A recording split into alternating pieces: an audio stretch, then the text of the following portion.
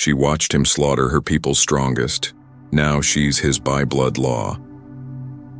ChatGPT said they were going to execute her at dawn, naked, chained, humiliated. Not for a crime she had committed, but because she had refused to marry the man her council had chosen. That man was not human. Captain Jack Vorn, Terran's special envoy, wasn't supposed to get involved. He had come to Xerix Prime to observe, to shake hands, to smile politely, and report back to Earth. Nothing more. But when he saw her, Queen Zirale of Xerix, kneeling in the open courtyard, collar locked around her graceful neck, her silver, skin bruised and exposed under the twin suns, something inside him snapped. "Sorry, Your Majesty," he said, stepping through the crowd, drawing his plasma blade. "But this ain't how humans treat royalty." Gasps echoed from the alien onlookers. The guards turned, startled, too slow. In 5 seconds, 3 of them were down, burned, slashed, and moaning. The 4th dropped his weapon and ran. Jack reached the queen in 2 strides, cut the collar, wrapped her trembling body in his cloak, and lifted her in his arms. She was light, but there was strength in her gaze. She didn't speak, just stared at him like she wasn't sure if he was real. They escaped into the shadows as alarms began to ring behind them. Back aboard his ship, Jack sat her gently on the medbed. Her body trembled, but not from fear. She was angry, furious even. "You fool," she hissed finally. "You've doomed yourself. You don't understand Xerixian law." "Maybe not," Jack said, kneeling to look her in the eyes. "But I know a bad deal when I see one. You didn't deserve that. I am queen. I defied tradition, refused to breed with a male selected by the council. For that, I was to be removed." Jack blinked. "Breed? That's what they called it?" "Yes," she said coldly. "Our customs are ancient. Power is passed by blood. The council wanted a union that would produce strong heirs. I refused. They chose death as the alternative." Jack shook his head. "Well, they'll have to pick a third option now. You're with me." She tilted her head, studying him. "You risked your life for me. Why?" Jack stood. "Because Earthmen don't leave women, queens, to die in the dirt, especially not for saying no." For a moment, her sharp expression softened. "Perhaps there is more to humans than I believed." Over the next 2 days, they drifted in orbit, hiding while Jack contacted Earth Command. The response was silence. Jack guessed Xerix had blocked transmissions. He was on his own now, and Queen Zirale was getting curious. She watched him closely, when he trained, when he slept, even when he ate. One evening, she approached him in the engine bay, where he was running diagnostics. "I've read about human biology," she said, her voice calm and even. "It's robust, especially males." Jack paused. "Well, we do all right," he said, wiping sweat from his brow. "In Xerixian culture, males are smaller, weaker. Their mating stamina is brief. Often, it ends before a female is fully aroused." Jack coughed. I didn't realize this was going to turn into a science lecture." Zirale stepped closer. "I'm curious. About you. About what your body can do." Jack looked at her. The way her silver skin shimmered under the low lights. The faint markings that pulsed along her arms. The heat between them wasn't just curiosity. It was need. "You're still recovering," he said, voice low. "I'm recovered," she replied. "And Xerixian queens do not mate lightly. But when we bond, it is forever. It is sacred and powerful." Jack leaned against the wall, arms folded. "You're saying you want to bond with me?" "I'm saying," she whispered, stepping close enough to brush against him, "I need to know what it means to be with a human, before I decide what comes next." Their eyes locked. No more words. Later that night, under the soft hum of artificial gravity and engine lights, they discovered just how different and how perfectly matched their bodies truly were. Her touch was electric. His endurance surprised even her. And when it was over, she lay curled against him, trembling in a way that had nothing to do with fear. "I've never felt this," she said softly. "It's like you unlocked something in me." Jack kissed her forehead. "Might be a side effect of good old Terran genetics," she smiled. "A real one. Then I want more. Not just one night. I want a future." He looked down at her. "You sure about that?" "I am queen," she said, "and I choose you." And just like that, everything changed. For her planet, for him, and for the future of both their kinds. The next morning, Jack woke to find Queen Zirale already up, standing near the viewport. The soft glow of Xerix Prime's twin suns reflected off her silver skin. She looked like a living statue carved from light and shadow. But something was different. She was glowing. Not metaphorically, literally. Her back markings, usually faint and decorative, now pulsed gently with light, soft blues and warm pinks. She turned to him slowly, her eyes wide but calm. "My body is reacting," she said. Jack sat up, rubbing sleep from his eyes. "Reacting how?" "I can feel it inside me. Like a recalibration. Your DNA, it's doing something, changing things." Jack blinked. "Wait, are you saying you're not pregnant?" "Not yet," she said, her voice thoughtful. "But close. My body has begun preparing. In Xerixian, biology bonding activates dormant genes. But with you, it's doing more. It's adapting. Fast." Jack climbed out of bed and reached for his comm pad. "We need a scan."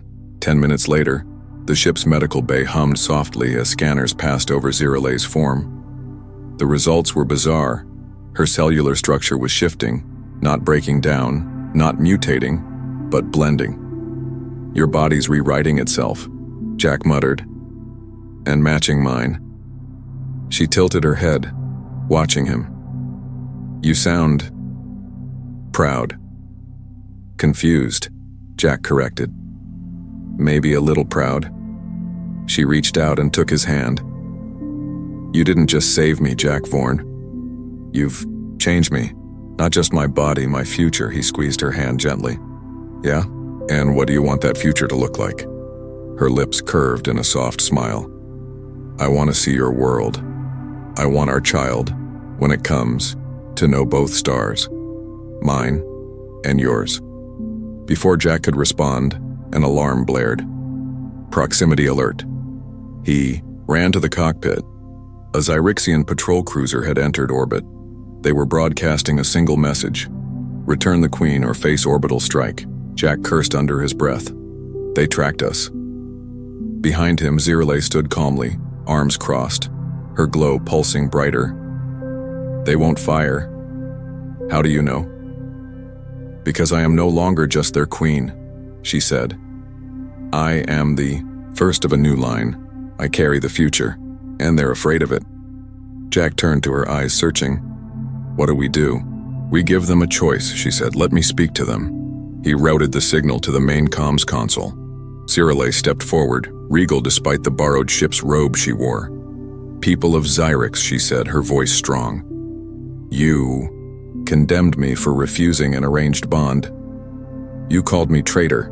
Now I return, not in chains, but changed." She gestured to Jack. "This human saved my life. He did not ask for my body. He did not take my power.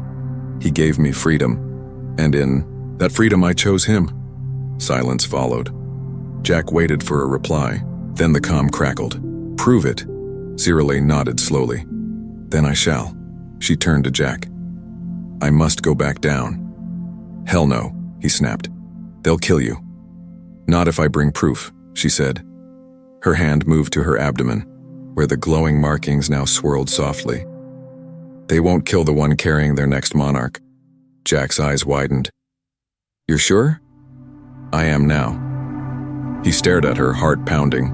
This wasn't just an escape anymore, it was war. Culture war, bloodline war, and their unborn child was the spark. "I'm coming with you," he said. No, she replied gently.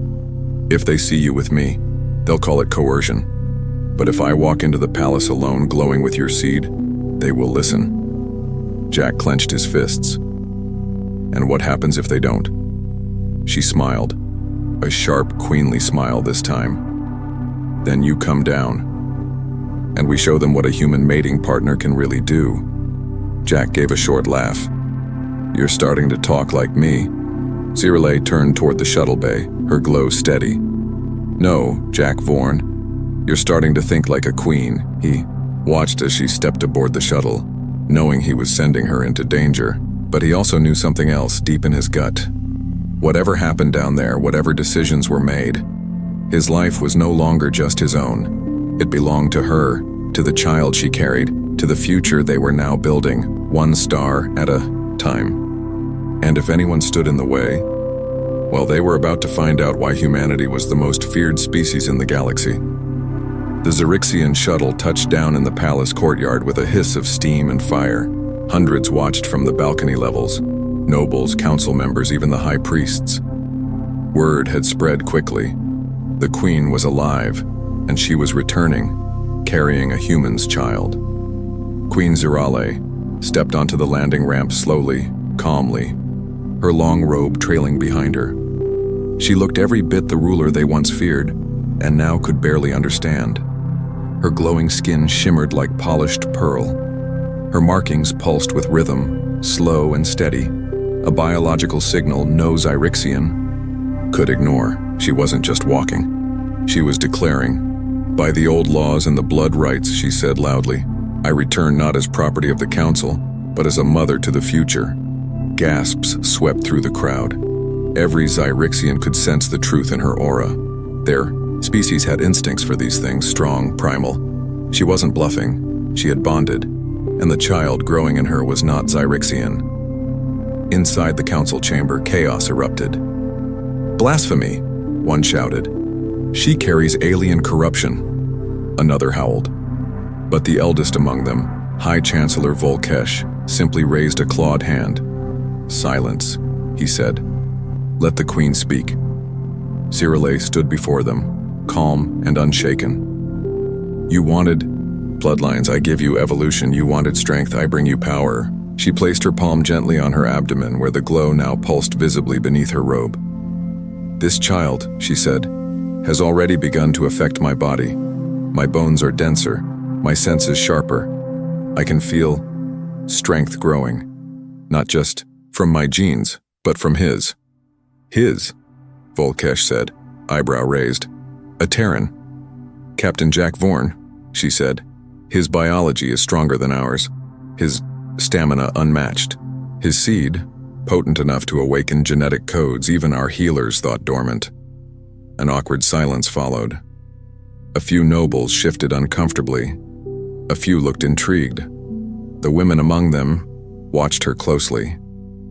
He did not force this, Zirale continued.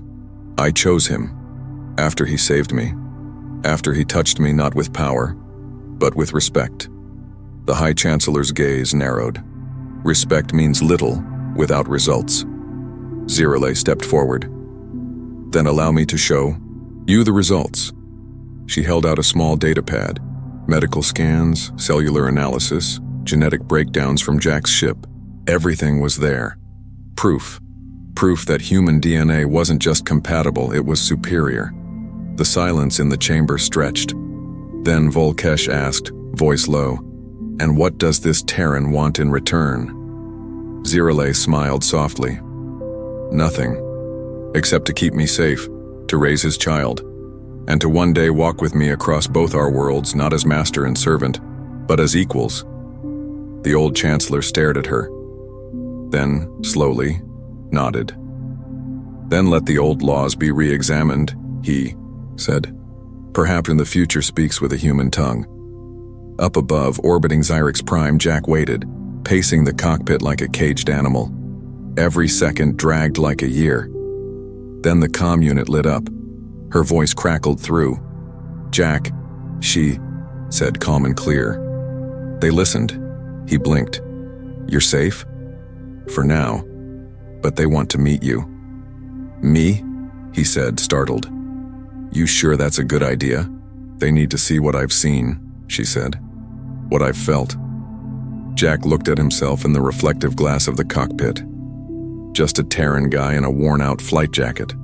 A soldier turned diplomat, turned accidental consort to a queen. He sighed. Guess I better shower. 2 hours later, Jack stepped out of his shuttle onto the same courtyard where he had once seen Zirale chained like a criminal. Now, she stood at the top of the steps, radiant and waiting. Her eyes found his instantly. She didn't speak. She just held out her hand. He climbed the steps, took it, and together they faced the council. A murmur passed through the crowd. Some with fear, others with awe. Captain Vorn, Volkesh said, You carry yourself well for an alien. Jack gave a half smile. I'm just here for the Queen. The rest is bonus. A few in the crowd chuckled. Others frowned. But then, Zirale spoke loud and proud. Zyrix Prime must evolve, I have. This man, this human, is now part of me, of us. What grows within me is not weakness, it is strength reborn. Jack looked at her, then at the alien nobility staring down at him like he didn't belong. I'm not here to conquer your people, he said. I'm here because your queen risked everything for freedom. And I did the same. That's not politics, that's family. Zirale smiled, and behind her, for the first time in Zyric's history, the council bowed to both of them. That night, in their private quarters, Zirale curled beside him, her glowing skin warm beneath the sheets.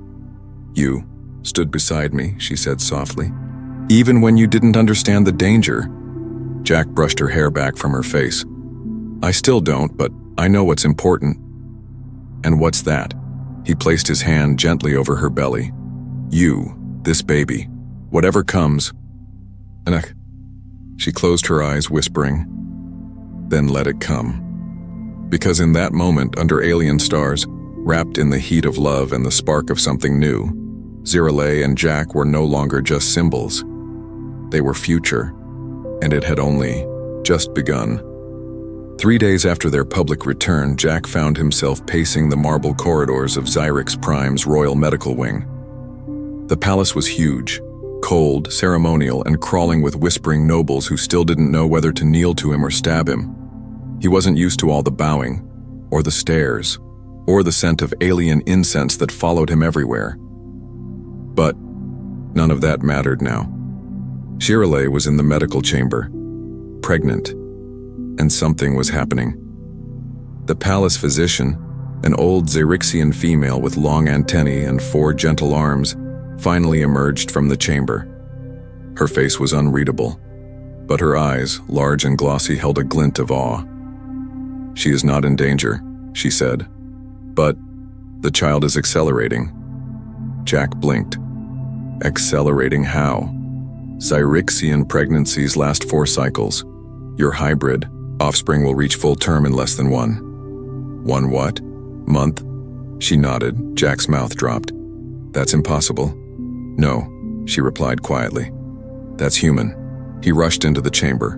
Zirale lay on a curved resting platform, her belly already beginning to show a firm, noticeable swell. Her skin glowed brighter than before, pale blue veins visible under her silver tone. She looked exhausted and radiant. I'm fine, she said before he could speak. Your definition of fine is broken, Jack muttered, kneeling beside her. Your body's in overdrive. Zirale gave a weak smile. It's adapting. Quickly, the child is strong like you. He took her hand. Are you sure it's what you want? She met his gaze without hesitation. More than anything. Jack leaned forward, pressing his forehead against hers. Her skin was warm. Electric. I just don't want you getting hurt, he whispered. That's mutual, she replied, softly. But Jack, there's more. She reached to the side of the bed, producing a small carved crystal cube. It pulsed with a deep inner light, blue, then violet, then a flicker of red. This is the Mother Stone, she said. It records bloodlines. It spoke to me. Jack frowned. Spoke how? It's alive? In a way, she said. It holds memory, spirit. It showed me a vision, a prophecy, older than our cities. Jack waited. Her next words hit like a plasma bolt. It said the union of alien seed and Zyrixian womb would bring about a new dynasty. A line not of blood, but of fusion. Our child is the first of them. Jack sat back slowly. You're telling me our baby's the fulfillment of some ancient alien prophecy? Yes, she said, voice trembling now, and others will come for it. She wasn't being poetic. She meant literally. The Mother Stone had also shown her a shadow, a rival bloodline long exiled from Xerix. The Vernari, a savage purist sect who believed Xerix blood should never mix. Word had spread of her pregnancy, and the Vernari were returning from deep space to kill the queen and to destroy the hybrid child. Jack stood slowly, his jaw tightening. They come for our family. They'll find out what humans are really made of. Cirille reached out, pulling him back down. You mustn't face them alone. He raised an eyebrow. You can barely stand. She smiled. And yet I'm carrying the galaxy's first half-human child. You think a few old purists scare me? He leaned down and kissed her forehead. You're insane. I'm in love, she whispered. Later that night in the royal chambers, they lay together again. Not in passion, but in closeness. Her head on his chest, his arms wrapped around her growing form, her skin warm against his heartbeat steady in her ear. He whispered stories of Earth. She told him the ancient Zyrixian songs, and when she slept, Jack stood at the window watching the stars. Somewhere out there, the Vernari were coming, but he wasn't afraid because humanity didn't run, it fought. And for her, for their child, for the strange new future ahead, he would fight harder than he ever had. The Vernari ship arrived without warning.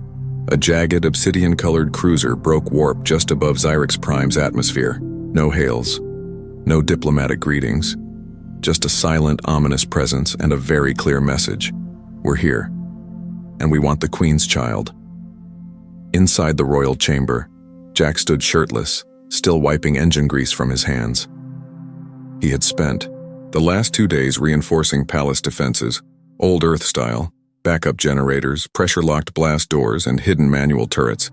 Zyrixian nobles scoffed at his primitive security upgrades. But Jack didn't care. If someone was going to try to take his pregnant lover and their unborn child, he'd make sure they regretted it. Cirille sat near the fire pit, wrapped in a silver robe, her hand resting on her swollen belly. She looked calm, but her skin glowed, brighter than ever, almost too bright. She winced occasionally when the baby moved. They're going to land, she said softly. I can feel them. Jack nodded. Then let's make sure that's as far as they get. He walked over and kneeled beside her. She reached for him, her fingers trembling. My body's changing, Jack, she whispered. Faster than I expected. He brushed her hair from her face. Tell me what's happening. My senses. I can hear things, feel thoughts. Not words, just intent, emotions, hunger, violence. I think I'm becoming something new. Jack tried to stay calm, but his heart pounded. Is it the child? She nodded. The prophecy said the firstborn would reshape the mother. Prepare her. Make her something more. More what? He asked.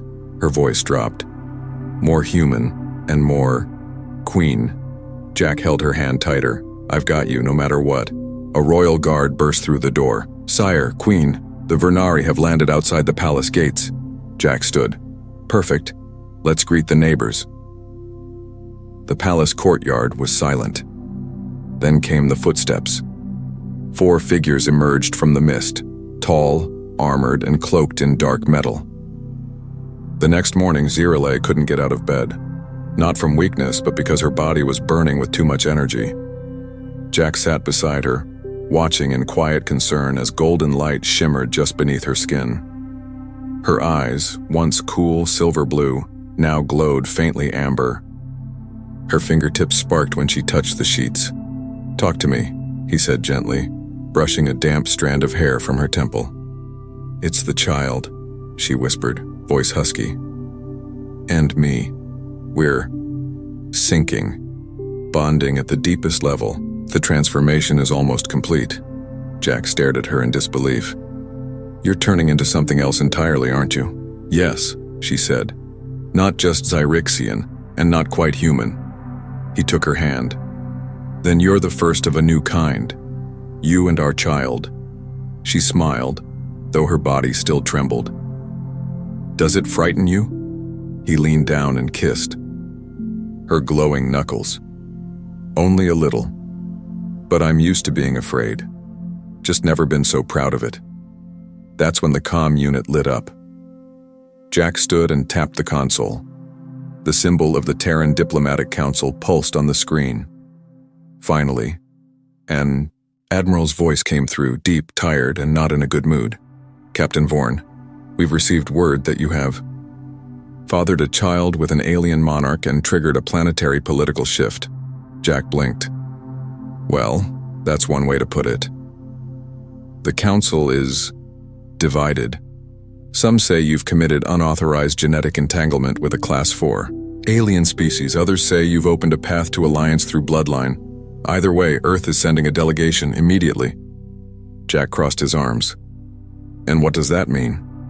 It means get dressed, Captain. You're about to host the biggest diplomatic meeting in human history.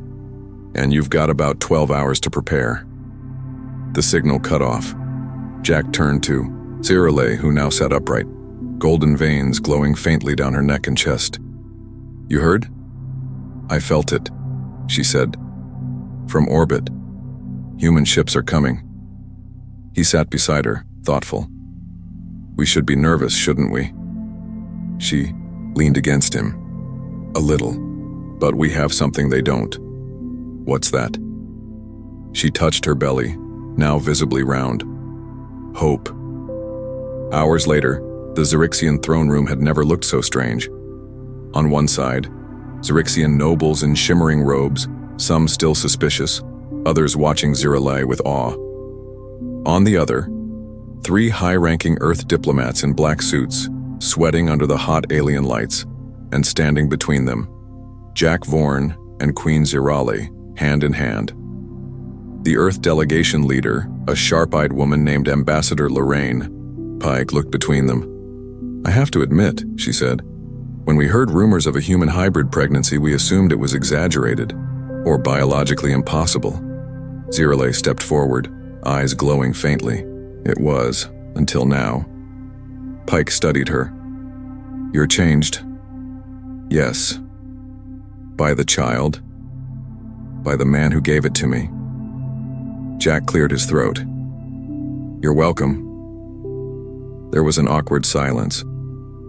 Pike narrowed her eyes. What exactly do you want from Earth, Your Majesty? Zirale didn't hesitate. Recognition and protection.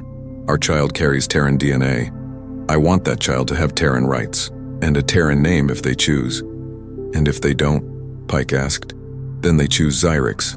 But the choice must be theirs, not the Council's, not yours. Pike slowly nodded. Agreed. On one condition. Jack raised an eyebrow. What's the catch? Pike smiled thinly. We want to run tests. Jack opened his mouth, but Zirale raised a hand. Agreed, she said. But the tests are to be observed. I will not be treated as a subject. I am a mother, a monarch, and a partner. Pike looked at Jack. You've created a political nightmare, Captain. Call it a love story, he said with a shrug. Might make a good movie someday. That actually made her smirk. Later that night, with the palace quiet again and the Earth delegation escorted to guest quarters, Jack and Zirale lay together in the great silk-draped bed that once held centuries of solitary Zyrixian rulers. Now, it held something different. A family. She pressed his hand to her belly, where a soft thrum could now be felt, like a second heartbeat beneath her skin. They'll come for us again, won't they? She asked. Maybe, he said. But we're stronger now. He nodded. And we're not alone. She looked up, at him, the firelight catching the gold in her eyes. What if our child becomes more powerful than both our people can understand? Then we teach them to use that power for good, Jack said softly. We raise them together, with strength, with compassion, with love, she added. Jack smiled. Always. Then she leaned in and kissed him, not the royal way, not the formal way, but the way that said, I belong to you, and you belong to me, not by law, not by politics, but by choice. And that made all the difference. The moment came faster than anyone expected. 1 month after Earth's delegation arrived. 3 weeks after Xyrix officially recognized Terran bloodlines as royal. And just hours after Jack told Zirale again that she didn't need to be brave, she went into labor. It wasn't like anything he'd seen before. Lights flickered. The walls of the palace shimmered with strange energy. Ancient carvings on the ceiling pulsed in rhythm with Zirale's heartbeat, as if the very bones of the palace could sense what was about to be born. Inside the royal birthing chamber, Zirale lay on a floating platform, bathed in golden light. She gripped Jack's hand tightly, stronger than any human should have been able to. Her skin glowed. Her eyes burned like twin stars. She was radiant, and she was terrifying. Jack didn't leave. Her side, not when the Xyrixian priests chanted, not when the Earth medics muttered confused readings, and not when the child finally arrived, wrapped in soft blue skin, with tiny hands and wide, curious eyes that glowed faintly violet. A perfect fusion of human and Xyrixian, the first of her kind, their daughter. Zirale looked at Jack with tears in her golden eyes. She's perfect.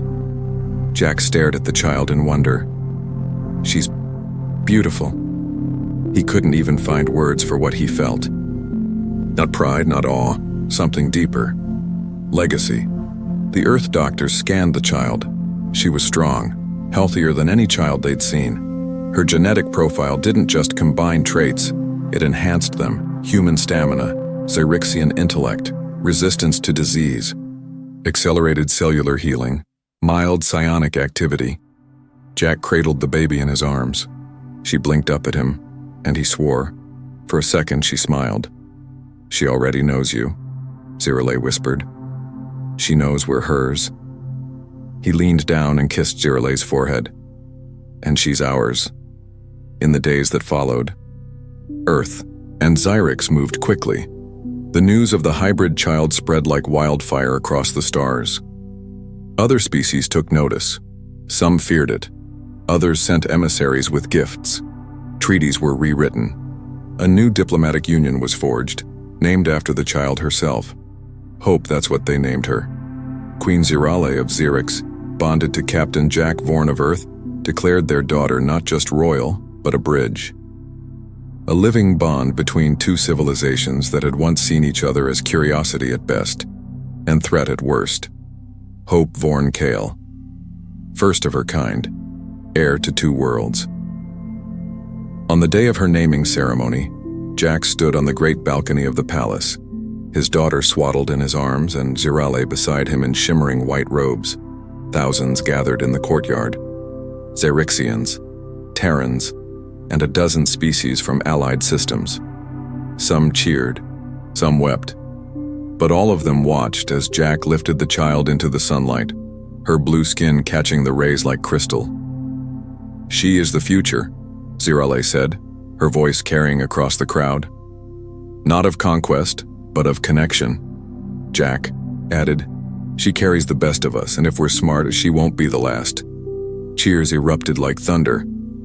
And in that moment, as the crowd celebrated and stars twinkled overhead, Jack Vorn, former soldier, reluctant diplomat, accidental royal consort, knew one thing for sure. This wasn't just a love story, it was a legacy.